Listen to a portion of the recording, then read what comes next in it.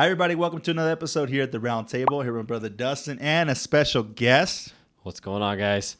Today we have my amazing wife to tell her wonderful story as we go along through this. Hello. We didn't talk this through. We never really did. Even when we started this whole thing, we never really started talking about how to start it. We just kind of send it and just went from there. So, everybody, this is my wife, Sophie. Or Sophia, Hey. depending on how you want to, how long. I mean, growing up, it was always Sophia, but then I became an adult and I always say, or it was always Sophie, and now I go by Sophia most of the time. I like Sophia. Sophia is cool, but Sophie is what I know you as. So I will never call you Sophia. No, anybody in my family would never. So, guys, we brought her in today because she has quite the amazing journey and the amazing story to tell. And it's almost 5 years. We actually were talking about this just the other day. October 7th will be 5 years since you started this. Yep. So to start off, give a little backstory. Like where were you before you ever started this journey? Well, how far back do you want me to go? Let's start from the beginning because no, I'm serious. Okay. So obviously, a lot of people are going to see your page, right? We're going to kind of share your details. But for somebody that maybe hasn't gone that far and will subscribe to you later, let's start off why you're on the show today, which is your incredible journey and transformation that you've been able to accomplish with the dedication that you had, right? Right. So let's start there. How did you, and I'm going to be rude here, but this is I talk. How did you get so big? I'm serious. Okay, so this was a realization that I had when he's talking about it about 5 years ago. We listened to a podcast by The Muscle, and something about it like clicked in me where I realized why I had gotten the way that I had. And it really comes down to when my dad went to prison as a child and then him coming back. So I feel like he came back, I felt like I kind of was uprooted. I didn't really understand what was happening. And I kind of used food from that point as like a control for me. So if you look at me from like age 7 to age 8, I'm like a normal size. And then when he gets out the next year, I'm like substantially larger. And then I just kind of continued to use that as a coping mechanism for myself. So yeah, I mean, there was other stuff that happened in my childhood that kind of contributed to it as well, but I know that that's where it kind of started. So I obviously know quite a bit about this story and about you because, I mean, I've known you for, like 5-6 years, you know. No, I've known her for quite some time. So I know that there's been some past where you've tried to lose weight. Mm-hmm. Now that you've gone this far, kind of go into that. Like I know we had one right around when we were engaged. Yeah, when we were engaged. Uh-huh.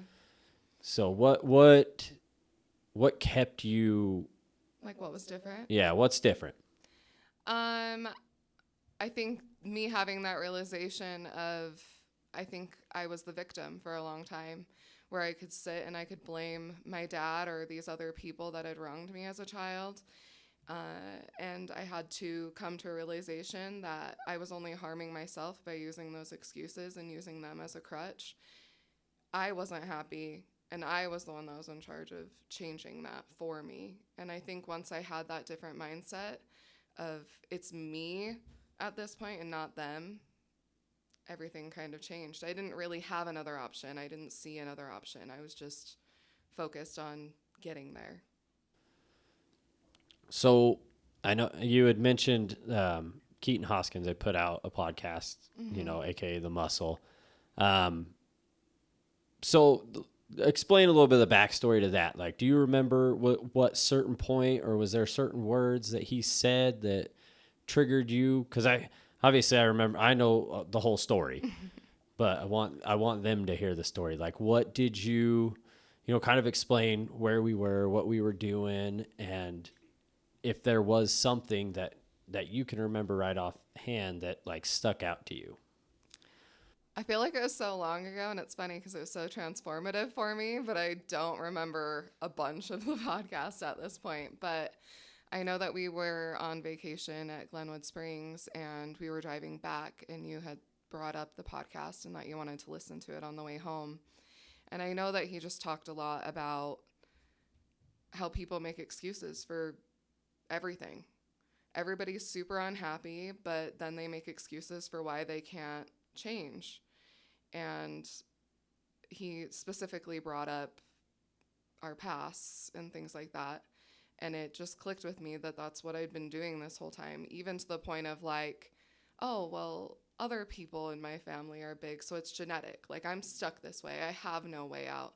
Like, I just made all these excuses in my head, like, I'm big boned. Like, anything that would just, like, make me feel better about the fact that I wasn't doing what I needed to be doing. And he just kind of snapped me out of it, where I was like, he's right. It's my fault. I'm not doing what I need to be doing. I've never put full effort into any of it. And then I sit back and I blame everybody else for me not being there. Do you feel like there was like, because I know for myself, there was a lot of habits or like promises that you'd made to yourself up to that point. Like my biggest thing at the time and like during that growth period was like, oh, it's a Thursday. I'm going to start tomorrow. Oh, and then you get to Friday and then you're like, actually, it's the weekend. So I won't start this weekend. I'll go heavy this weekend. I'm going to go hard and then we'll start Monday. What was it about like,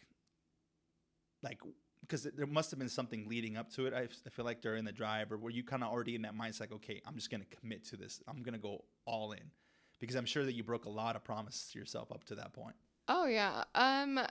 Yeah, I don't know. Sometime through the podcast, I just like after it ended or something, I just looked at Dustin and I was like, I'm done. Like, I'm done. Like, I don't know why there was like just this. I always say this to other people because I get asked all the time, like, oh, how do you do it? And I'm like, you have to have a moment. And I can't give that to you. Like, maybe I will, but I can't just, like, tell you to do it. You know? Like, you have to have a moment where you're like, wait. Like an epiphany. Like, I was like, no, I'm just done. And the next day I just started. And it started out kind of slow because I knew from the beginning that I didn't want to go to an extreme, in the sense that I knew this was going to be a lifetime thing. There's so many like fad diets and nobody sticks to them because they're not sustainable long term. And so even in the beginning, I was like, I'm not doing Weight Watchers or keto or any of these other things that take away from me. I didn't want to feel deprived. And so even in the beginning, I just went about it differently than I ever have. I had a different mindset for all of it. So so this might be hard to say, but what were you at your highest that you remember stepping on the scale? Because again, I know a lot about this. Where were you? And then explain what you did as far as what your diet was, what your exercise were, kind of how you went into all of that. Like to start? Yeah, kind of how you started it all out. So the highest that I recorded was the day after we listened to that podcast, and that was 311 pounds. And that was October of 2019. And originally I was like, we're just not going to eat out anymore, because Dustin and I ate out quite literally every meal. Like, we did not cook ever. No, we were the people that would go spend the money at the grocery store and then throw it away. Yeah, it would and all just rot. continue to eat out. We cook one meal, and I used to hate leftovers. Now I'm like, oh, yay, I don't have to cook. This is amazing. But so in the beginning, it was cutting out fast food. Or if I did eat fast food, I was taking the buns off. And I started doing 30-minute free YouTube videos and going on walks with Dustin. And in the first month, I think I lost 17 pounds. And I lost weight really quick in the beginning because I was just so determined. And then I think around month 3 or 4, I was following this girl on Instagram named Fat Girl Fed Up. And she hosted these things called diet bets. And if anybody knows me, I'm a super competitive person. And also I'm cheap. So if I put money into something, like, I'm going to get it back. So Very, very fair statement.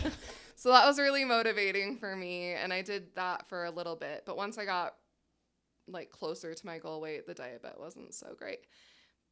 Another thing about weight loss, I think when you're trying to lose a really large amount of weight, because for me, I went from 311 and then my lowest recorded is 154. So I lost literally half of my body weight at one point. I'm more than that now, but I work out. But you have to go step by step. And even Ed Milet kind of talks about it. And I hadn't even heard of him when I did all of this, but it's something that I've learned after. Is he just talks about like one more day. So for me, I broke it up. Because if I'd looked at the goal of losing 140 pounds, that's really overwhelming. And that's where a lot of people fall off, is it's too much.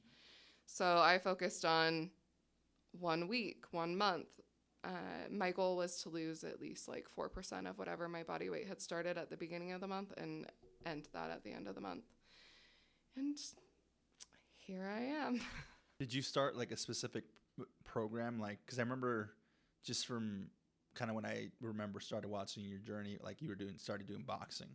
Mm-hmm. Was that like kind of like the first step, or did you start working out at home? Like, because I know a lot of people might look at it and say like, they'll see the end result, right? Mm-hmm. Not saying that you're done, but right. Compared to where you were, it's a dramatic change. And so they'll be like, oh, well, look at her. Like, you know, she's great already. Like, you know, they'll make up some excuse to why you did it and they can't. Yeah. Like, what was like that one thing you're like, okay, I'm at least showing up? Was it like you said, the walks, or was it, you know, going to the boxing gym? What was that one thing that you were like, I'm going to do this consistently? So my friend is the one that actually invited me to the boxing gym. And honestly, I hated it because there was moments where we would do like drills where we would like run around and then we would like line up and we'd be, what's the word? Sparring or whatever with the instructor while everybody behind you is watching. And I have a video of it on my Instagram. And I hated that spotlight. I hated the fact that like I was the biggest person there and everybody was staring at me and I'm trying to run this lap and I'm trying to keep up with these people that are fit. But my friend really helped get me there. And I learned really early on that me staying in my comfort zone wasn't going to get me to the next step because that's what I'd done the whole time. So I kind of forced myself to do it. And then I realized that those people were cheering me on. It didn't matter to them that I was 300 pounds. Like, they were just... Go ahead, sorry. No, they were just excited with me. Like, they were cheering me on. They were about it. And I went to that gym for quite a few months, and they saw how extreme everything changed. Because I got down probably pretty close to my lowest while being there. And it was pretty cool to see, like, them cheering me on for that and seeing me start at the beginning and ending where I am. But I'd say the YouTube was the thing I focused on the most. I went to boxing a couple times a week, but our schedules are so crazy that I committed at least to the YouTube videos. Okay, so you have to also realize that this woman has 2 children. She owns and runs her own business that, in my eyes, is doing extremely well for one person doing it. Also taking care of the house, taking care of, you know, pets, taking care of kids. I mean, this is not just, you know, she's not just a stay-at-home mom. She's everything. And she's finding time to do these things. Well, it's even worse now. Yeah. We'll get to that. So I want to back up a little bit because, like you said, you started October 7th of 2019. Mm-hmm. Was that first Thanksgiving and Christmas the hardest months? Because of our family that loves food, loves to fucking cook. No. I know, especially your father-in-law. He hates it. I still honestly get really triggered by gatherings with my family for that reason. I can binge. And because I didn't have any sort of weight loss surgery, like, your girl can still put it away like a 300-pound person. Like, if I don't stop myself, I can go. So, but honestly, the first Thanksgiving or Christmas really wasn't that hard for me. I think I was just so focused that it didn't matter at that point. And I think that's the difference of people that have that moment and the people that want it but don't want it bad enough to really go for it. There's a lot of people that are ready, but if you're not really ready, then that stuff will fault you, and that's how you'll know. Because for me, I was like, I don't care. I'm getting to this goal. I'm going to get there. I don't need it. So what else changed? Because I know 2020 came along. February, we did our taxes. 2020 was. Yeah, super 2020. bad. We try not to talk about we that. don't talk about it. But along with just your personal health, aside from that, what other things came with that? Because we did a lot of saving for your surgeries and like stuff. This part. So I think the hardest part about Instagram for me is it's really easy to see my physical transformation, but it's a lot harder for me to convey how I've changed mentally and emotionally and everything else. So what you're referring to is I decided that we were going to pay off all of our debt and we were going to save a bunch of money and we weren't going to owe anybody anything, and Dustin didn't like it. For a week. Give me some he credit. was real mad that we weren't going to go out and spend a bunch of money we didn't have anymore. But I will say that summer we did the most camping and the most adventures we'd ever done, along with paying everything off. Yeah, so we paid off your truck, and then right after that, they shut down my aesthetics business, and I was like so panicked. I was like, we shouldn't have given them that money. We should have saved it. I didn't know they were going to shut me down. And then we paid off your LASIK. What else did we pay off? We paid off paid off our credit card, our LASIK, my truck. And the credit card was crazy because I just started the aesthetics business. We'd put a bunch of money into remodeling and getting me all of the supplies. I think that year we paid off like $20,000. Your school. There was definitely, I can't think of it all, but yeah. And like we make okay money, but we're not like raking it in. So, and I think that just goes to show what we're really capable of if we're really wanting to get it done. Mm-hmm. Yeah, and then also aligned with each other, right? Because you guys. I've really dragged Dustin along with me here. Hey, to be fair, I will say this, and I've told it to your face and everything. There was about a 8 weeks. It was after Christmas and New Year's, honestly. So maybe a little bit longer that I honestly and truly doubted you because like I'd said before, I mean, I've known this woman for almost 19 years now. I've been with her for almost 19 years, which that's really makes me feel very old saying that out loud. But, I know. So I've seen you go through these phases. Like we kind of talked about, you had done Weight Watchers, I think a couple of times, once as we were getting engaged, when we got engaged before the wedding. And then I think once after you tried it again, and, they changed their program so much. It's unreal. But don't get me started. Yeah, we won't go there today. We'll do that another time. But I don't did do Weight Watchers. Yeah, I definitely doubted you. There was a point that I doubted you, but after that it was a realization, because after that I started going to the gym, and then COVID hit, and I was really lazy about getting back to the gym. But having somebody like you by my side is truly inspiring. Through that whole thing, I'd come home from work, and especially while you were closed, you're like, let's go for a walk. And half the time you'd ask me, or I would ask you and say, hey, are you ready to go for the walk? And you'd be like, are you sure? You just worked 10 hours. And but those were some of our best times, because we'd go, 3 to 5 miles on average. That actually is transformative to me, because I thought it was kind of funny, how everybody during the lockdown was like, oh, the COVID-20, like everybody gained 20 pounds and blah, blah, blah, blah, blah. And for me, I lost the like 15 pounds that month that I was off because I had the time. I was like, I'm not working. I was doing a 30-minute YouTube video as usual, and then Dustin would get home and we'd go on family walks. And we do family walks a lot now. Not right now because it's so hot. 120 degrees outside, feels like. I'm It's not a little- dragging those children out there. It's a little brutal. I just did one before we came and recorded. Mildly regret it, but also it needed to get done. Shit needs to get done. So, but yeah, so then we saved up the money because you came to me and you said, I want to get this done. So go into kind of the steps you took finding. I mean, we'll give your surgeon a shout out because he did a phenomenal job. Not that he needs it. Not that he needs it by any means, no. But yes, he's but great. go through what we did in the process and how you came about to find and choose who you wanted to do and things like that for your surgeries.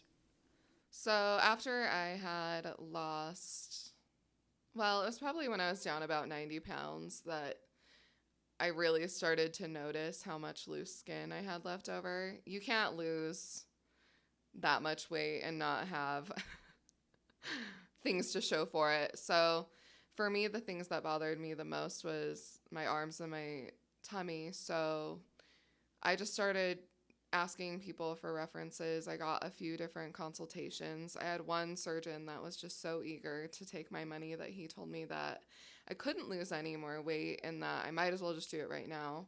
I ended up dropping about 40 more pounds after that consult before I even had my first surgery. I think I remember that now. How much of that was competitiveness? Like, oh yeah, you're not, you want to see? I was like, all of it. I am not at my goal and I'm going to get there. All of it. Amazing.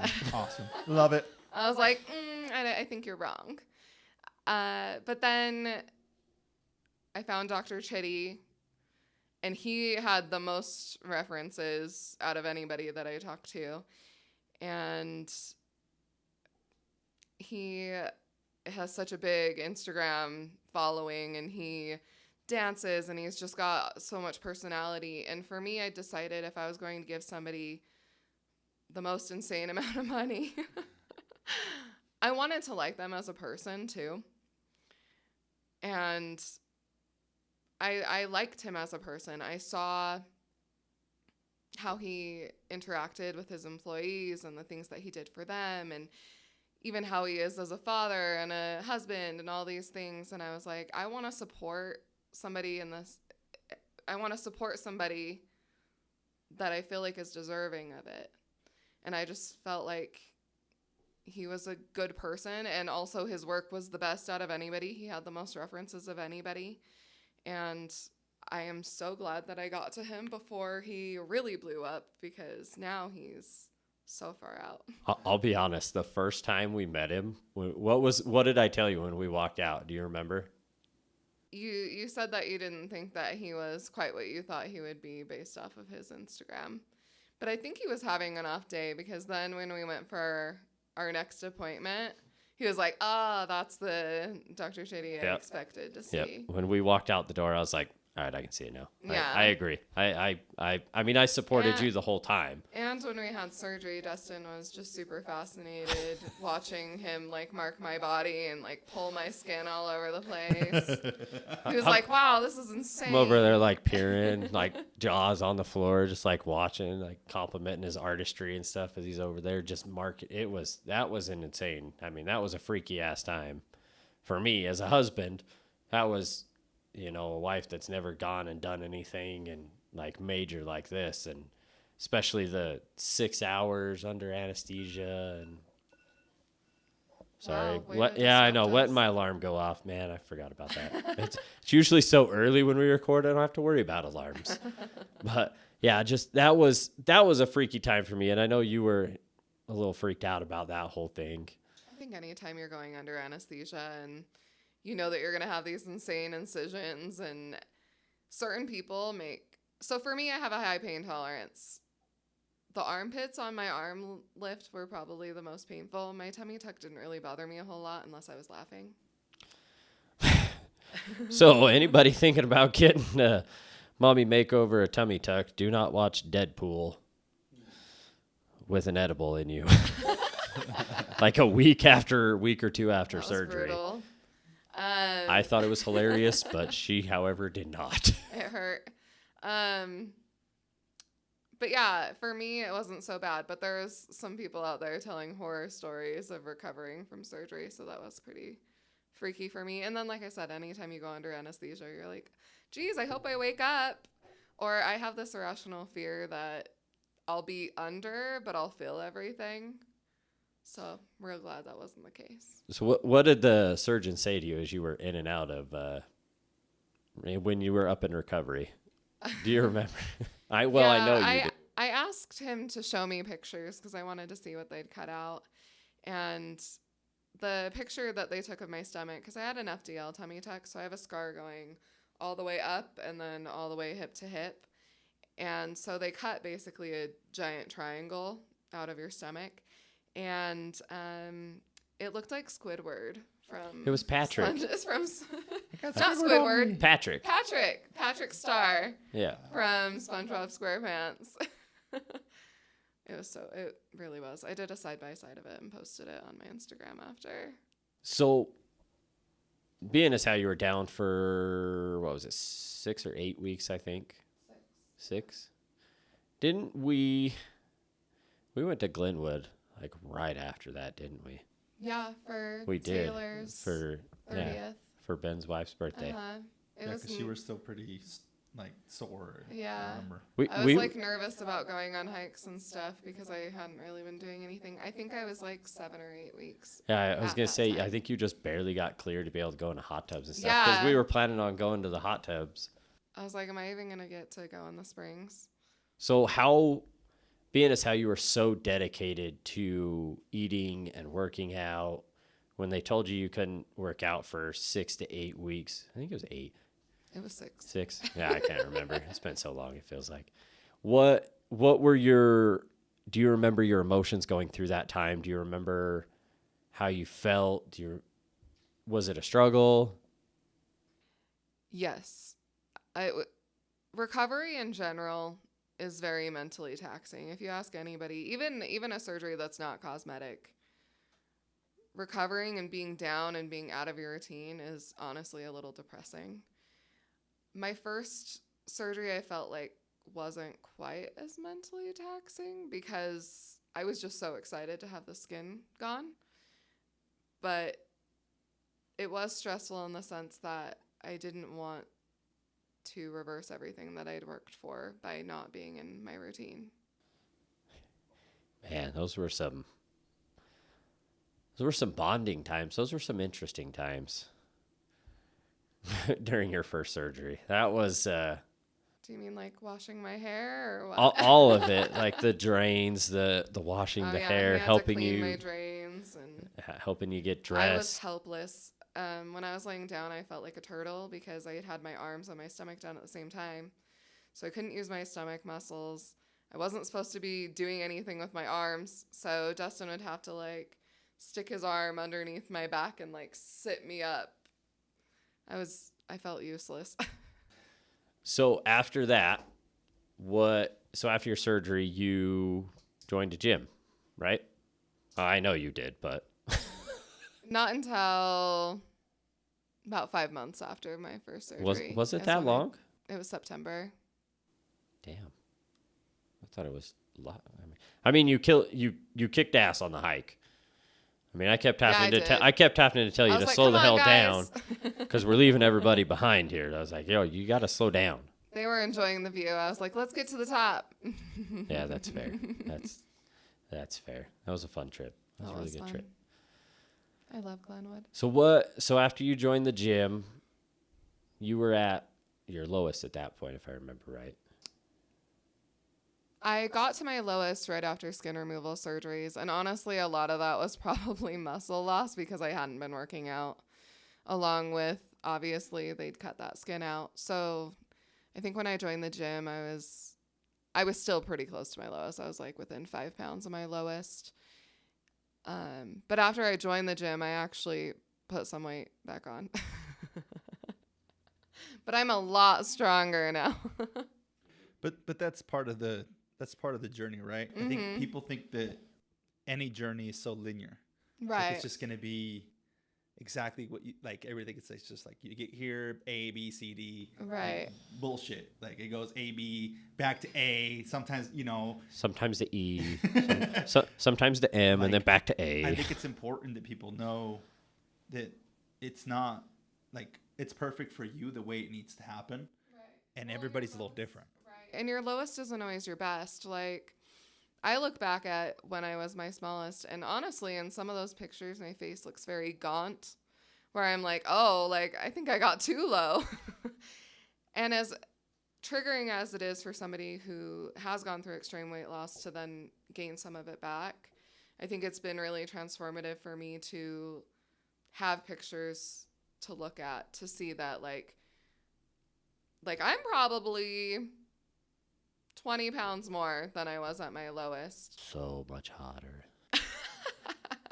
So I think it's really important that I am able to do a side-by-side and realize that I haven't gone completely off the rail and that my gravitational force isn't the only thing that matters in this journey. Yeah, I love that. So I can't remember, which is weird, me remembering something. When you joined the gym, what were you doing? Because I know we went the very first day together, and I kind of just showed you around, and I remember you being really nervous about it. Do you remember what you did as far as like a program? Because you're on something different now than you were back then, I remember, but. Yeah. So for me, as being a former person that was plus size, there's still places that give me a lot of anxiety. Like I don't like going to the mall or, places that you don't feel welcome. And the gym for me was always one of those places. I was like, I don't belong here. And even when I joined and even when I lost the weight, there's still a lot of that like imposter syndrome where I've showed up to a place that I'm not meant to be.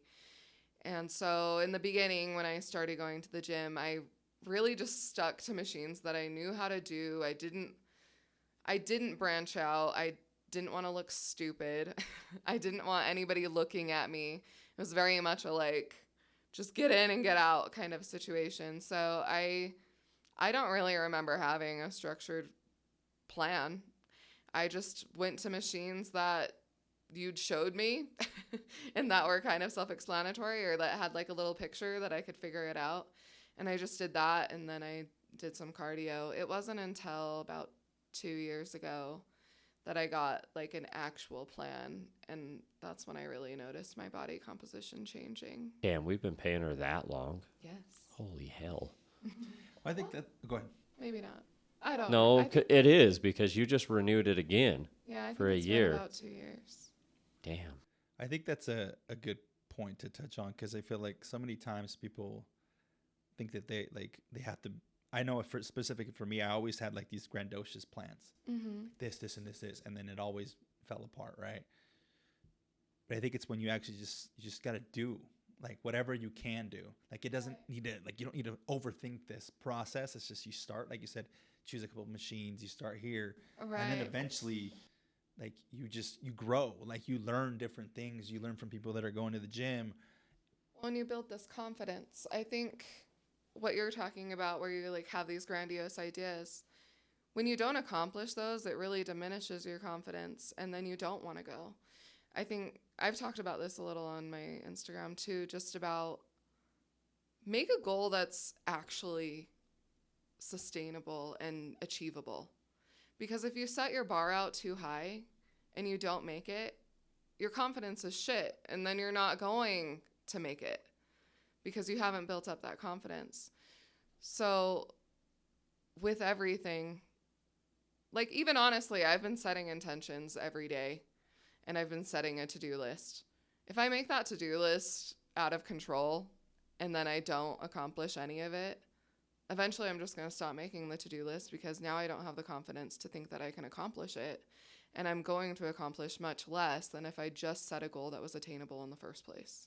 It's nice to have those out of reach type goals. Like we have big goals. It's nice to have big goals, but you Long do, term. yeah, but you definitely need that short term, something to grasp right away, something that you can get, you know, There's like something that goes for a action and reward. If you're constantly taking an action and the reward is too far out. I think with like, especially like along my journey, and maybe you can relate to this. And sometimes I would be like, oh, I'm going to lose 10 pounds in a week or something ridiculous is kind of what you're talking about.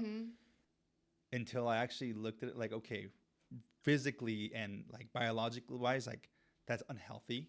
Right. And it's almost impossible. So I would set myself up for these goals that I was I can do it. Right. Like 30 pounds in 30 days. You know what I mean? Like right. I remember thinking this, and that is that feeling of like you check in 2 weeks and you're like, I'm not even close. Like I knew I couldn't do this. And then you just fall off the wagon and it's like a total confidence killer. Yeah. I don't know if that's what you're talking about. No, totally it is. If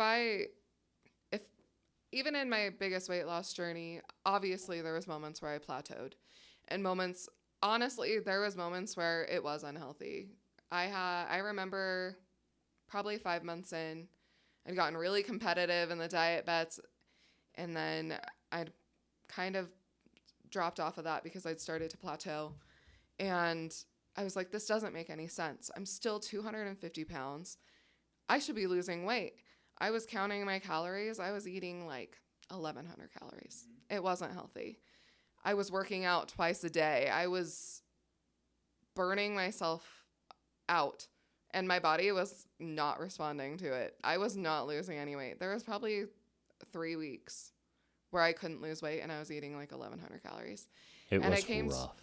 And I would cry, and I was upset, and I was like, I don't understand. I've worked really hard, and I had to take a step back, and I came to this realization that I was basically putting my body into a starvation and survival mode. And so it was really a mind fuck for me to be like, I have to add calories back in order for my body to stop freaking out and to allow me to drop weight again. And I think that's where a lot of people in an extreme weight loss journey, they go, it's not working. I'm done. I'm just meant to be this way. I give up. And it's hard. It was hard for me to be like, oh, I'm going to add 500 calories back in, and just that'll make me lose weight. That doesn't make any sense. That's still a mind fuck for you now. It is. Because we've been doing 75 hard, and you adjusted, and it was still a mind fuck at that point. Well, right before we started. I haven't weighed myself since January because I think I've just gotten to the point in my journey where the scale is not beneficial to me. I am, especially with strength training, I'm at a point where I have to go off of different things than the scale. The scale might be beneficial when you're really large as a form of progress, but with where I'm at now, it has to be a different focus because it really did get really toxic for me where I'd step on the scale, I'd be up a pound, and I would literally let it ruin my day. I remember when even like a half a pound, you would... Any fluctuation, right. And I would have a breakdown. Yeah. Well, it goes to show you that like so much of like that weight loss journey, like you are really focused on these things, like the scale matters to you so much. And it was great in the beginning when it was constantly dropping. 6 pounds? Like, what is going on? And then that pound comes back. You're like, wait, nothing changed. I actually was even like, I cut my calories even more. I was so good. Yeah. It was. Those were words that were said so many times, and sometimes still are said. Yeah, I'll like wake up feeling bloated. I'm like, what the hell? Especially right now because we're on day 73. Yep. 73 to 75 hard. And there's still days where, especially as a female, I know you guys don't understand, but our hormones are all over the place. And they do affect how our body responds to us. So there's still times where I'm like, I'm bloated and we're on 75 hard. I'm working out twice a day. I'm definitely not doing any cheats. And I'm like, why do I not like myself today? That's not cool. So we'll go back because there's a few more things I want to cover before we get to the 75 hard part. So about how long before you told me you want the second surgery? Well, shit, I think we talked about it like at consultation. No. So in the beginning, I was going to do my stomach and my legs first because I did not like them. I had like grandma arms. I don't know how else to describe it, and they like lose all the elasticity in their arms. And along with my like stretch marks that I had from getting large, they didn't have they weren't like bat wings like a lot of people talk about after weight loss. It was like crepey. It was like super thin, wasn't cute. And then obviously my stomach was where I held a lot of my extra weight. So I had a lot of extra skin there. I thought that with having the FDL tummy tuck that it would like pull everything enough that I wouldn't need anything else in that area. And then I was going to do a breast augmentation and then a thigh lift. But I gone back and forth on the breast augmentation. But after I had my first surgery, I realized that my back was bothering me a lot. I guess I'd never realized how much loose skin I'd had back there because I was so focused on how much I hated the front. And so after I had the tummy tuck, I realized how much loose skin was on my back as well. And I was like, Dustin, we have to do this. we did that, a year after? Yeah, so I had my first surgery in April of 2021. And then I had my next one in June of 2022. I think we were going on vacation when they called you, didn't they? Because we went to Colorado Springs right before you did it. And I think they called and moved it up a week on us or something like that. They moved it up 3 weeks. 3 weeks, that's what it was. Which I was excited for. And then I was also like, cool, I have to move everything. Because with my work, I have clients. But it was worth it. It was good. And then I had my last surgery in December of 2022. I will say this, though. The back surgery, I yelled at her more than because she wanted to. I mean, she did shit way too early, in my opinion. But yeah, with my back surgery, that just goes to play into how strong of a person you are, though. Yeah, that just plays, like I said, into how strong of a person you are and how determined. If you really want something, you're not going to get stopped. You're not going to be stopped doing it. And I couldn't stop you, and they couldn't either. I think you started working out at 4 weeks, 4 weeks or something like that. 4 weeks. But I remember I made you go to a party with me at 11 days post-op. I was like, we can go. It's fine. And all I did was yell at you to sit down. And then, so that was your back surgery, and then did your thigh-plasty, right? Yeah. So for me, my thighs never really bothered me a whole bunch. For me, I felt like doing my thighs was kind of the end of a chapter for me. I just wanted to say goodbye to that old version of me. And for me, doing my thighs was the end of that for me. I needed to close that chapter of who I was. And I don't know why, but that thigh surgery was that for me. It wasn't as transformative for me mentally in the sense of, I hate this so much, I need it gone. But it was like, I'm not this person anymore, and I don't want to carry it around anymore. So, as the caretaker husband guy, that, in my opinion, and maybe you'll tell me differently, but was the hardest mentally for you because of the weights you'd started pushing and how driven you had been at the gym. Because this was almost a year ago that you had the thighs done, wasn't it? It's been a year and a half. Yeah. But that to me, and maybe I'm wrong, but was the hardest mentally. Yeah, and I think it was harder for me mentally because, first of all, the thighs kind of hurt. Like every time I'd stand up, the blood would like rush to them. And then Bear, when our dog, he liked to like nudge his nose in between our thighs to like say hi to us. And he had me like sobbing in the bathroom because I was 2 days post-op and he slammed into my thighs. It was awful. It was, yeah, that was rough. But yeah, that one was the hardest for me mentally. I just wanted to get back to my life and my routine. And that's why I wanted to get them done and over with. I wanted to say, okay, I've ended this chapter. I'm done with these, and now I can move on to the gym and changing my composition and really working on my strength. So was it harder to have the thigh-plasty, or was it harder to have the revision on the thighs as far as mentally, because they both put you out 6 weeks?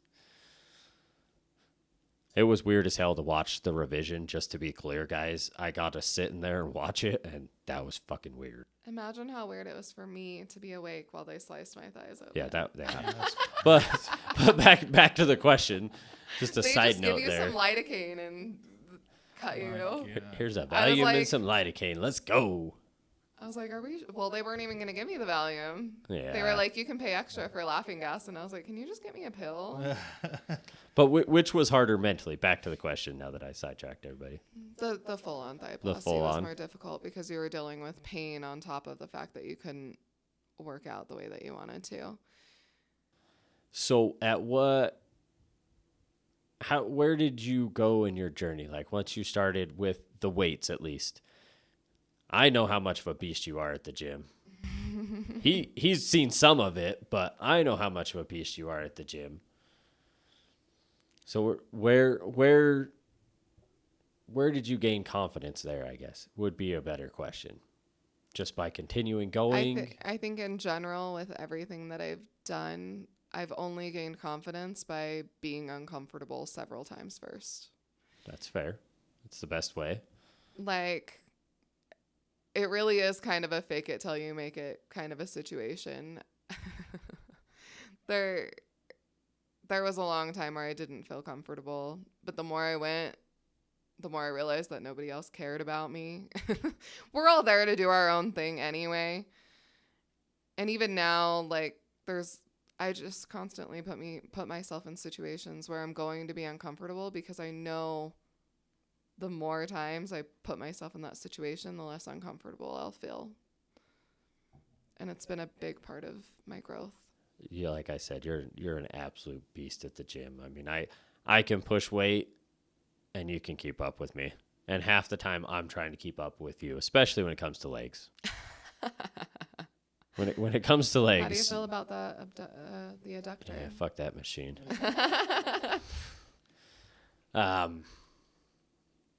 What's been the hardest thing for you as far as you've lost the weight, you've done all this, but what's been the hardest, most uncomfortable thing you've had to do through the whole process? I don't know. There's been a lot of really uncomfortable things. I mean, honestly, even with our relationship, there's been a lot of ups and downs and a lot of changes that have happened. I'm the same person in personality, but I'm very different in the way that I conduct myself and the things that I want and the level at which I want to achieve those things. And it does make it difficult in relationships, not just with you, but with everybody else. I've noticed that obviously when you change yourself, you're going to attract the people too that you should attract to yourself, but you're also going to lose the people that you no longer connect with. And, you know, sometimes it still stings a little because you're losing that. It's almost like a grieving process for a person that you no longer am and a person that you no longer connect with, both with my former self and with the relationships that I had back then. So I know, what was your biggest non-scale victory during it? Do you know? What I mean, I know the point where I noticed it the most, but where to you, do you have one that stands out to you? Curious what you're thinking. You should know the answer to this. I'm curious what you're thinking. Well, to me, when I noticed it the most was when you got out of the shower and you went to wrap a towel around you. I wasn't even thinking about the that. towel wrapped around you. That was, I mean, this was closer to the beginning. I think it might have. Dustin didn't even notice my weight loss. I mean, at the beginning. I'm with He you. didn't. I'm not kidding. No, I'm not kidding. I was 60 pounds down, and he was like, 100% true. He's like, I don't really see it. I was like, I hate you right now. I worked so hard. Yeah, she's 100% not lying, guys. But you guys also have to think I'm with her every single day. Dustin sits around with rose-colored glasses. Yeah. He just always thinks I'm like the best thing in the world. That's fair. But do you have, like I said, do you have one where you've stopped and you've been like, I fucking did it? The towel was pretty cool. I think for me, when you first said it, I thought of like plane rides because I remember Baltimore.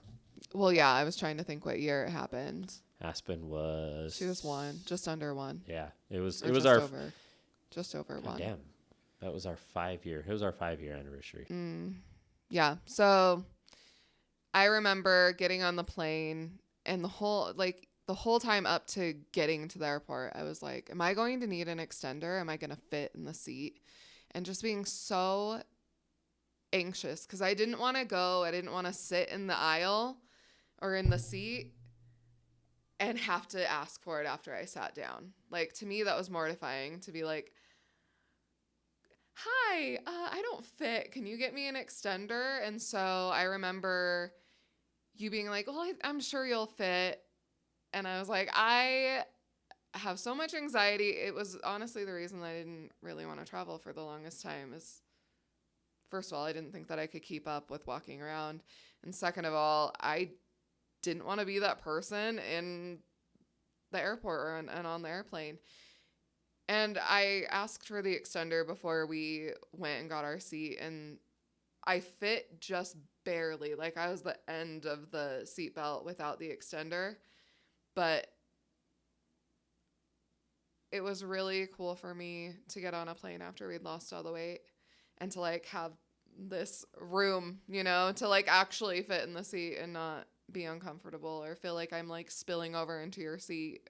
Anything like that. I feel like I do remember you when we got on the plane to go to California with the girls. That you're like, look at how much extra belt I have. Yeah, I took a picture and posted it because I think unless you've been big, you can't really understand how that feels. I mean, even in movies, I remember going to a dollar theater in Colorado. And first of all, they don't do dollar theaters anymore. But when they did do dollar theaters, those seats, so tiny. They're like, we're going to fit as many people in here as we can. And I remember like hardly fitting. And like, even when we got out after the movie, I was like, am I going to be like stuck to this seat from like the armrests? So it's really everything. Like, it just feels good to be able to walk around and not feel like I'm being looked at in a negative light. I was going to say, you're definitely being looked at. Honestly, even like drive-thrus. Like, when I was bigger, I was embarrassed to be going through the drive-thru. I did it because I wanted it, but I knew that they judged me, and I hated it. Like, I preferred you doing it. I'm like, I wouldn't even go into stores with you when I was the biggest. I would hang out in the car. Dustin would run in and get whatever it was that we needed. Yep. Like, I didn't want to be seen. Let me ask you something. All right. Where were you, like, did you ever push Soph to, like, start a journey at any point? No. Nope.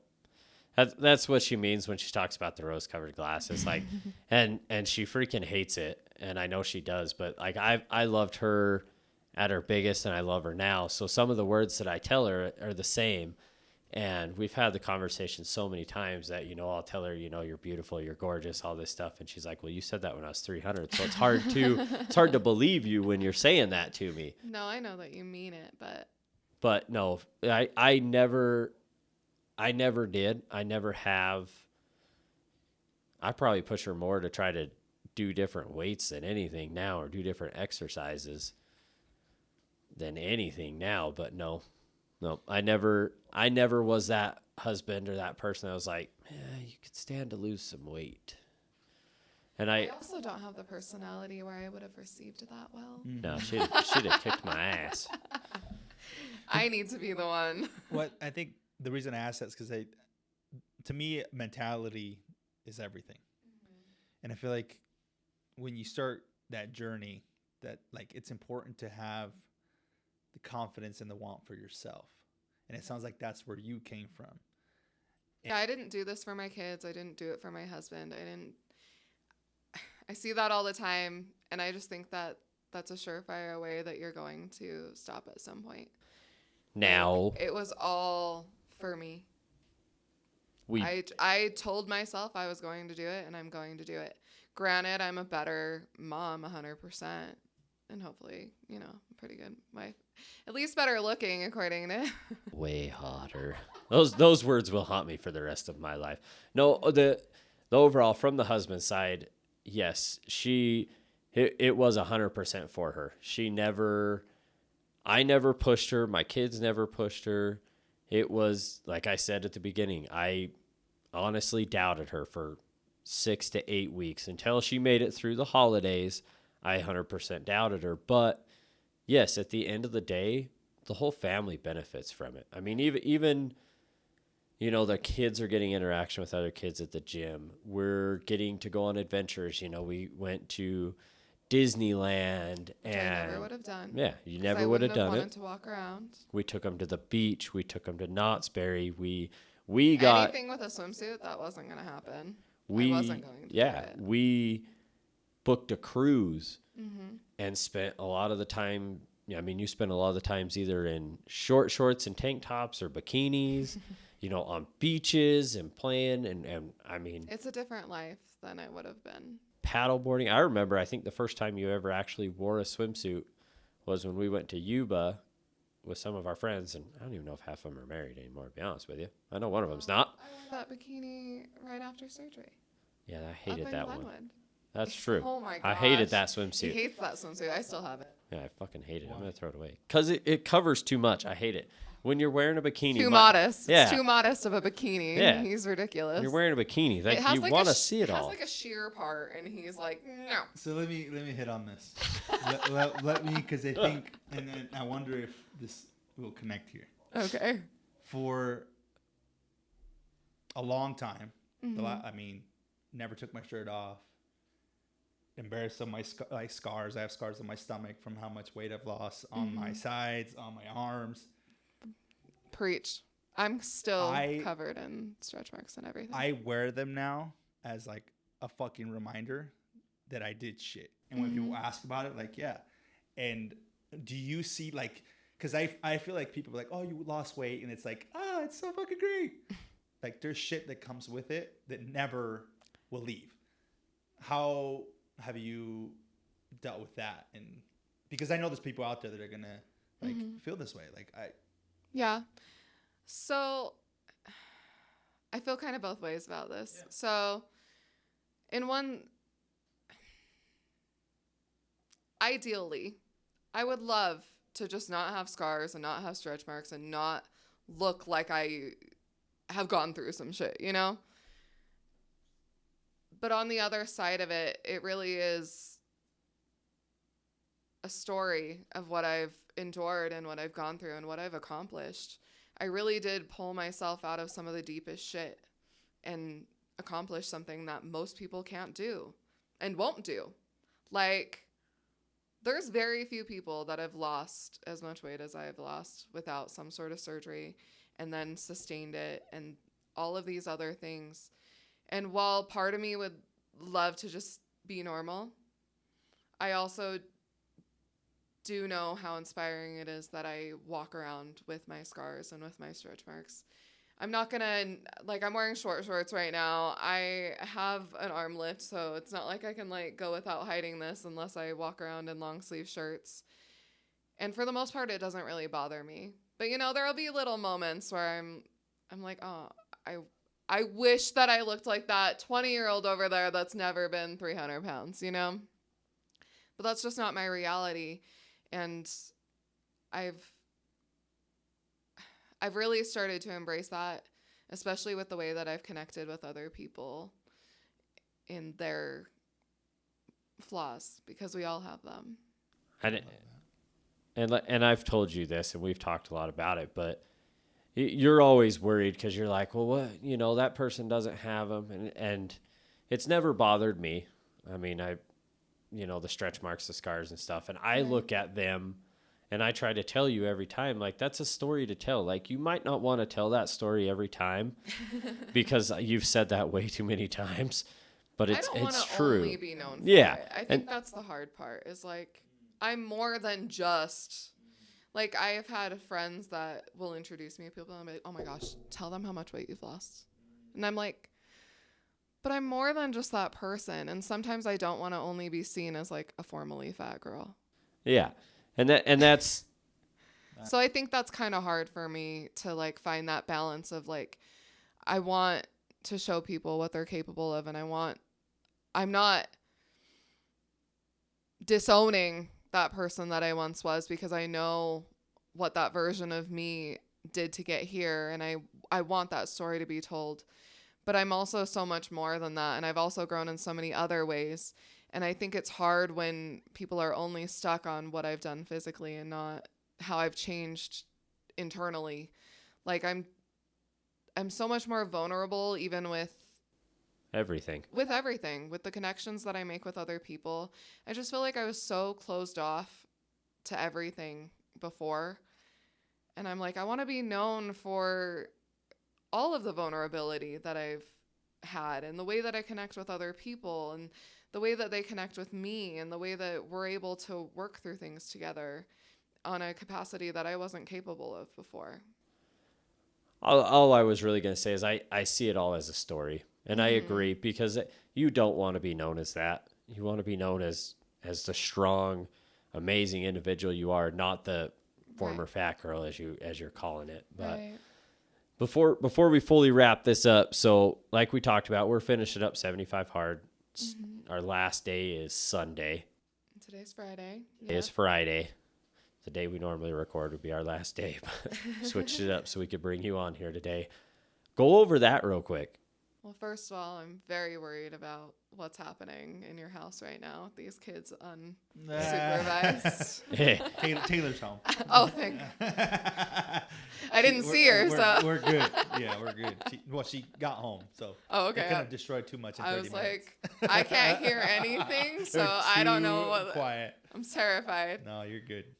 As we've talked about, guys, we will do as much as possible to get these recorded and out to you, even if that means there's kids running around upstairs with pizza, and God, I hope they didn't destroy his house, but we'll deal with that in a minute. Yeah. But anyways, back to the story. So what led you to start 75 Hard, and what have you learned through the journey, and where do you want to go? Well, kind of ironically, after I'd lost all the weight and you'd kind of gotten into Andy Frisella and you were like, I think I might do 75 Hard. And I was like, that's dumb. I'm already disciplined. That's fair. You did say. I don't need this. I have lost all of this weight on my own and I didn't have to be extreme and blah, blah, blah, blah, blah. And I think now I'm just at a point where I like a challenge. I don't have to do it. I'm fully capable of achieving things without doing 75 Hard. I know that I'm disciplined, but there's some sense of accomplishment in doing it anyway.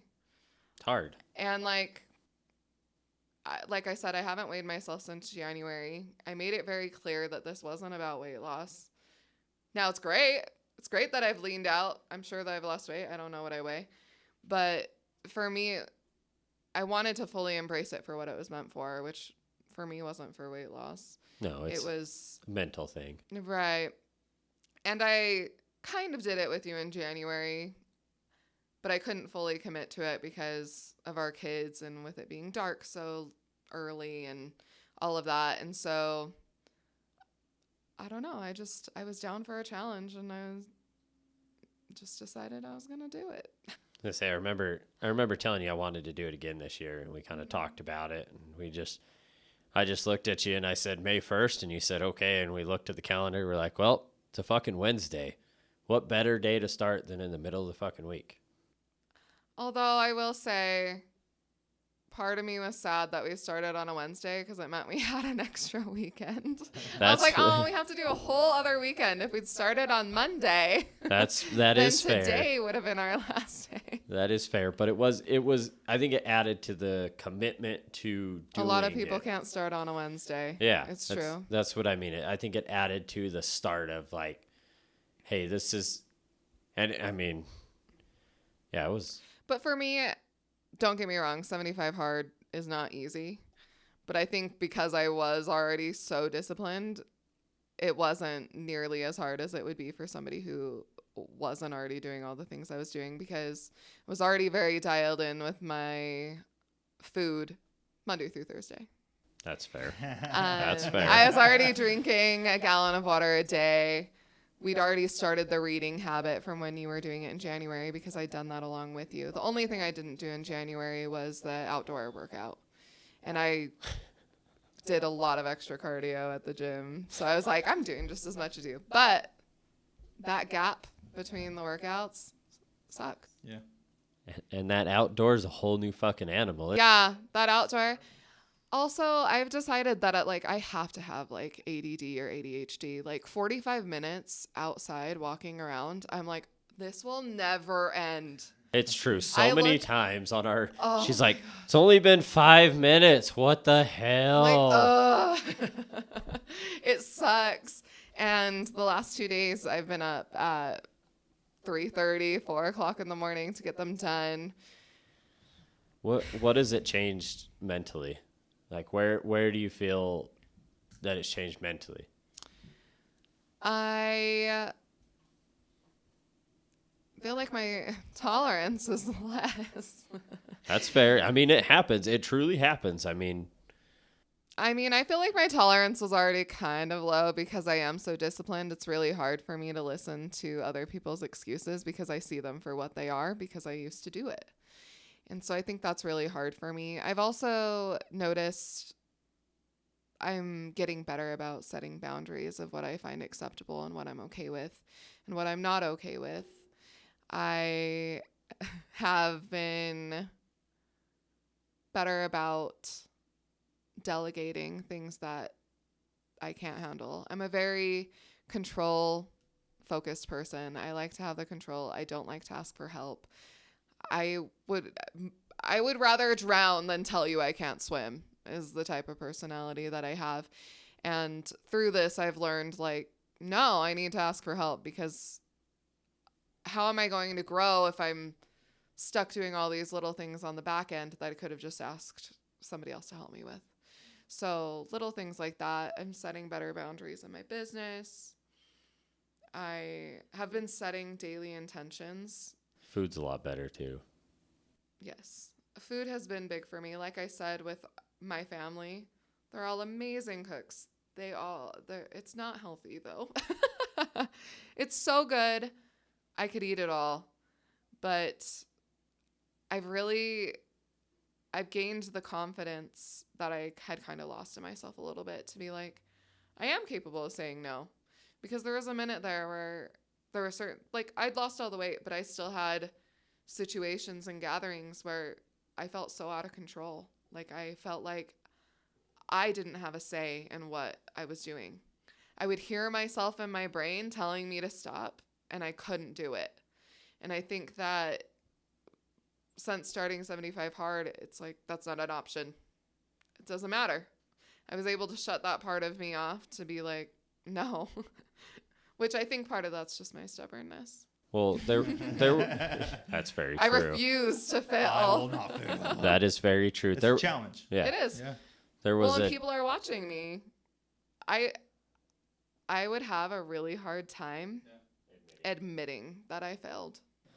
There was a time during the first one, my first one that I did from January to March, that we'd actually gone to a party with some of our friends, and it was great. We talked to him and we're like, hey, we told him, we're like, hey, I'm doing 75 hard. And so, no, I'm good. I appreciate the offer on drinks and food, but I'm just going to stick to my water. And you stuck by me. I didn't ask you to. You could have drank. You could have ate all the snacks, but I remember that being so good too. They fucking did. I Like was bar. I was like, pissed that they smelled so there's good. like queso and stuff here. But that was one of the first times that I remember you being like, I can fucking do this.